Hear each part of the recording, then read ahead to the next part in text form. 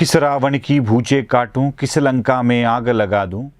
दर दर लंका दर दर रावण, इतने राम कहाँ से लाऊं, मैं इतने राम कहाँ से लाऊं। क्या हार में क्या जीत में, किंचित नहीं भयभीत में. अशा कितीतरी कविता अटलजींच्या तोंडून ऐकताना खूप सुरेख वाटतात.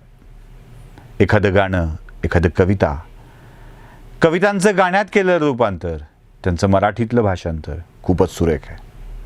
अटल बिहारी वाजपेयी एक राजकारणी नव्हे, एक माजी पंतप्रधान म्हणून नव्हे, तर एक सुहृदय कवी म्हणून प्रत्येक भारतीयांच्या मनात नक्कीच कायम राहतील, आठवणीत राहतील. अटलजींची कविता शब्द वेल्हाळ आहे. ती शब्द बंबाळ नाही आहे, शब्द वेल्हाळ आहे. तिच्या नादात, तिच्या माधुर्यात माणूस वाहत जातो असे अटलजींचे शब्द आहेत. पण साहित्य कळायला त्यात रस असावा लागतो.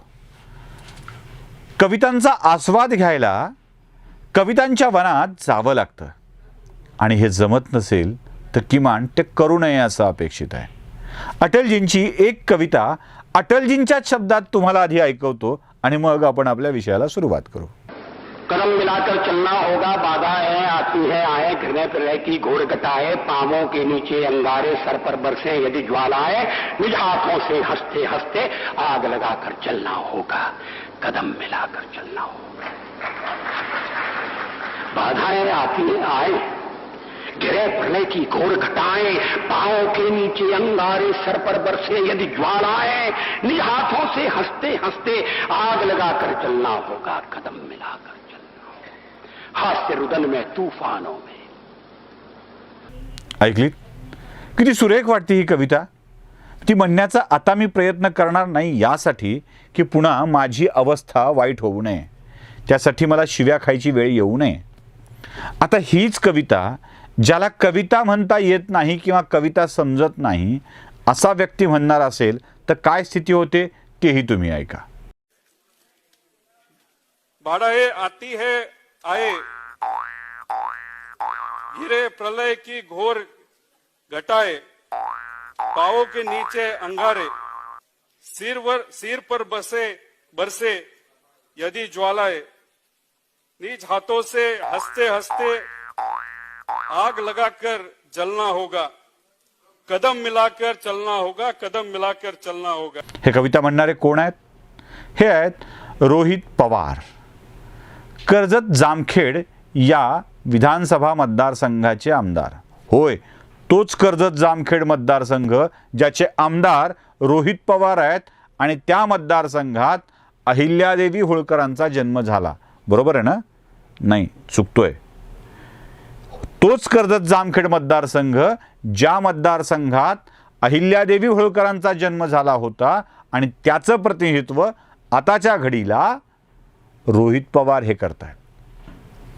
पण चित्र बदलायचं असेल, ओळख बदलायची असेल तर कसं होतं ते आपण मागच्या वेळेला समजून सांगितलं होतं. तो विषय आपला नाही आहे. रोहित पवारांची प्रतिभा ही काव्याशी निगडीत नाहीच आहे. त्यामुळं काव्य वाचनाच्या फंद्यात त्यांनी पडायला नको होतं. अर्थात चूक ही काही अशी भयंकर चूक नाही आहे की ती का केली आणि रोहित पवारांना शिक्षा व्हावी, अशी ही चूक अजिबात नाही आहे.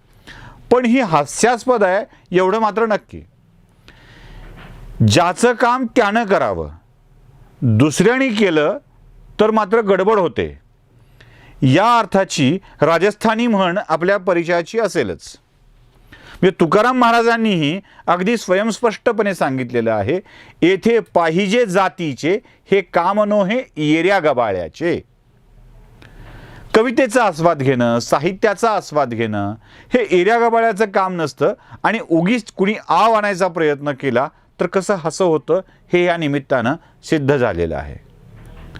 हेच तुकाराम महाराज आधी म्हणतात, तुका म्हणे नाही जाती सवे कामं, आणि तेच तुकाराम महाराज म्हणतात की हे काम हे इथे पाहिजे जातीचे.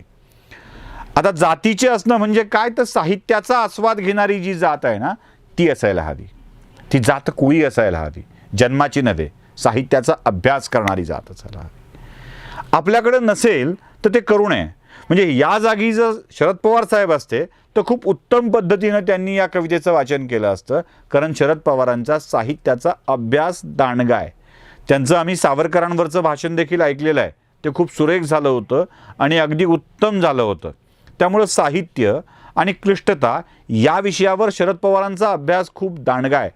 त्या जागी म्हणजे रोहित पवारांच्या जागी आजोबा पवार असते तर अधिक उत्तम कविता म्हणू शकले असते. पण रोहित पवार काय किंवा अन्य कोणी काय, यांना हे जमत नाही आणि ज्यांना जमत नाही त्याने ते करायला जाऊ नये. उगी यमक लावून कविता करणारे सुद्धा आजकाल खूप वाढलेले आहेत. तर तसं न करता रोहित पवारांनी आधी नीट वाचावं, कारण आपण सभागृहात बोलत असतो. सभागृहातलं बोलणं जबाबदारीचं असतं, याचीही जाणीव ठेवणं आवश्यक आहे.